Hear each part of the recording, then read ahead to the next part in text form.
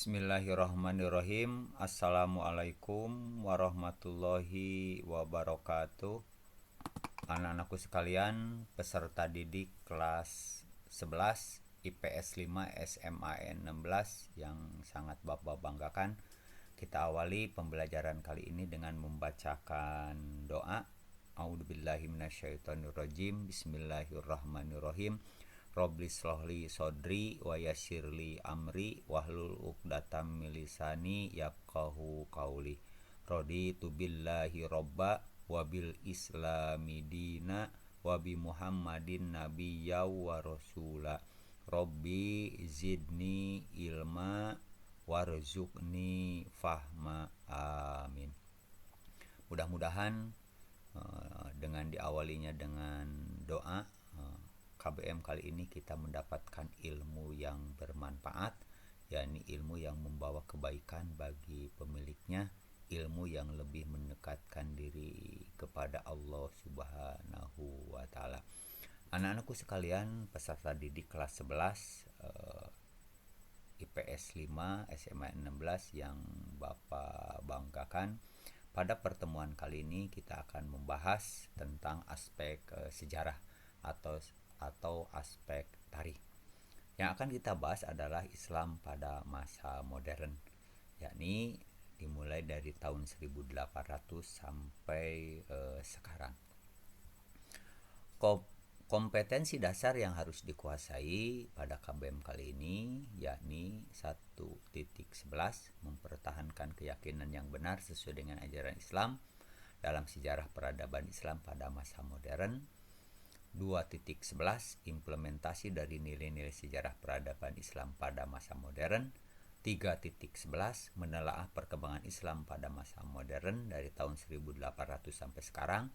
4.11.1 menyajikan prinsip-prinsip perkembangan Islam pada masa modern dari tahun 1800 sampai sekarang.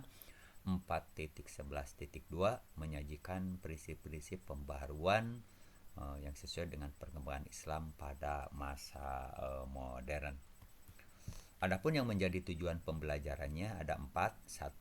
Mendeskripsikan perkembangan Islam pada masa modern. Yang kedua, menjelaskan faktor-faktor yang mempengaruhi kemunduran dan kebangkitan umat Islam. Yang ketiga, menjelaskan hikmah dari perkembangan Islam pada masa modern. Dan yang keempat, menampilkan sikap semangat menumbuh kembangkan ilmu pengetahuan dan kerja keras sebagai implementasi dari semangat umat Islam pada masa modern. Mudah-mudahan setelah kegiatan belajar mengajar ini atau setelah pembelajaran ini, tujuan pembelajaran ini bisa tercapai. Anak-anakku sekalian, peserta didik kelas 11 IPS 5 SMA 16 yang Bapak banggakan. Sebelum kepada materi yang akan dibahas, sedikit Bapak akan menjelaskan tentang periodisasi sejarah Islam. Tentang masalah ini, banyak sejarawan Muslim yang memberikan periodisasi sejarah Islam ini. Di antaranya Bapak ini ngambil literasi dari seorang sejarawan Muslim, yakni Profesor Dr. Harun Nasution. Dia membagi sejarah Islam itu kepada 3 periode. Pertama adalah periode klasik, kedua adalah periode pertengahan, dan yang ketiga adalah periode modern. Yang pertama adalah periode klasik, dimulai dari tahun 650 sampai 1250 Masehi. Periode klasik ini merupakan periode kejayaan Islam. Dibagi ke dalam 2 fase. Pertama adalah fase ekspansi, itu perluasan, dan integrasi. Integrasi adalah persatuan umat Islam. Ini dimulai dari tahun 650 sampai 1000 Masehi.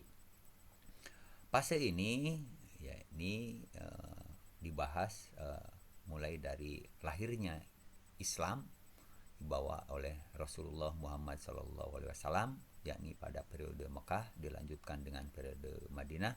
Setelah beliau wafat, perjuangannya dilanjutkan oleh Al-Ulafa Rasyidin, Khalifah Al-Ulafa Rasyidin.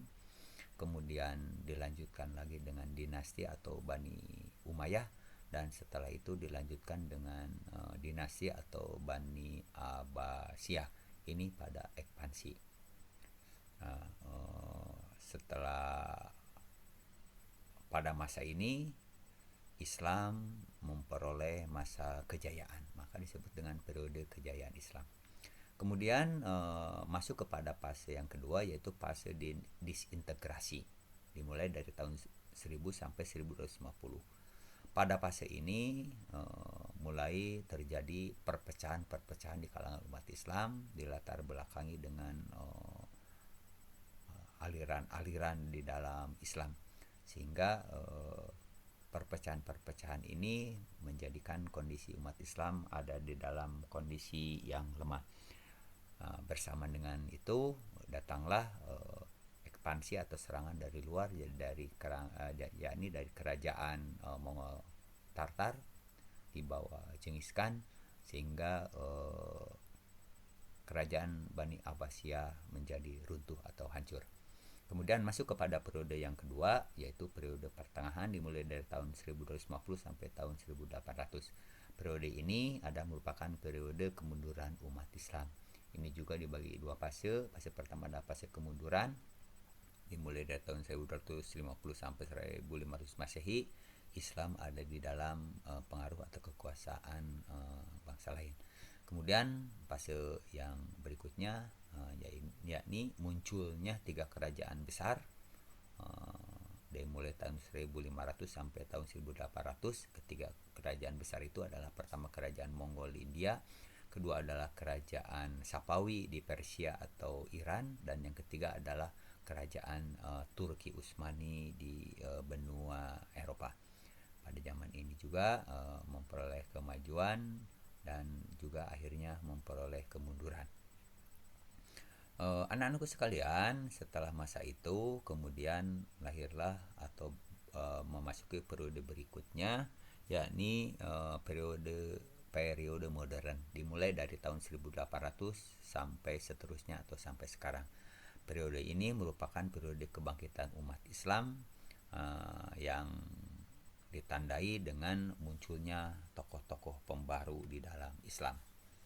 Sekilas tentang dunia Islam pada masa modern. Seperti yang Bapak katakan tadi, pada masa modern ini dimulai dari tahun 1800 Masehi sampai sekarang. Masa pembaruan ini ditandai dengan adanya kesadaran umat Islam tentang kelemahan-kelemahan yang dimiliki oleh umat Islam sendiri. Kemudian bersamaan dengan itu lahirnya dorongan untuk memperoleh kemajuan kembali di dalam berbagai bidang, sehingga periode ini dikatakan sebagai masa kebangkitan umat Islam. Sebagai buktinya, ini ditandai dengan lahirnya para tokoh-tokoh pembaruan di dalam Islam. Untuk membahas masalah ini, langkah-langkah KBM yang akan kita lalui, Bapak buat Bapak pola kepada 5 tahap. Tahap yang pertama adalah membuat kelompok, tahap yang kedua adalah membagi tugas, tahap yang ketiga adalah mengerjakan tugas, tahap yang keempat adalah presentasi hasil tugas, dan tahap yang kelima adalah evaluasi. Untuk tahap yang pertama adalah membuat kelompok. Bapak tetapkan kelompok yang dibuat minggu kemarin, karena sudah dipandang bahwa kelompok itu adalah solid, terjadi kerjasama yang sangat baik. Kemudian tahap yang kedua adalah pembagian tugas kelompok. Silahkan diperhatikan dan dicatat dengan sebaik-baiknya. Kelompok 1 membahas tentang mendeskripsikan perkembangan Islam pada masa modern. Kelompok 2 membahas tentang menjelaskan faktor-faktor yang mempengaruhi kemunduran dan kebangkitan umat Islam. Kelompok 3 menjelaskan hikmah dari perkembangan Islam pada masa modern. Dan kelompok 4 adalah menampilkan sikap semangat menumbuh kembangkan ilmu pengetahuan dan kerja keras sebagai implementasi dari semangat umat Islam pada masa modern. Silahkan tiap kelompok untuk membahas masalah ini. Kalian silahkan untuk berdiskusi kelompok, kemudian hasil kelompoknya nanti dibuat dalam bentuk PowerPoint sehingga mudah nanti di dalam mengadakan presentasi. Pada tahap ini Bapak kasih waktu 45 menit untuk mengerjakannya, dimulai dari sekarang. Silahkan kerjakan tugas kelompok ini dengan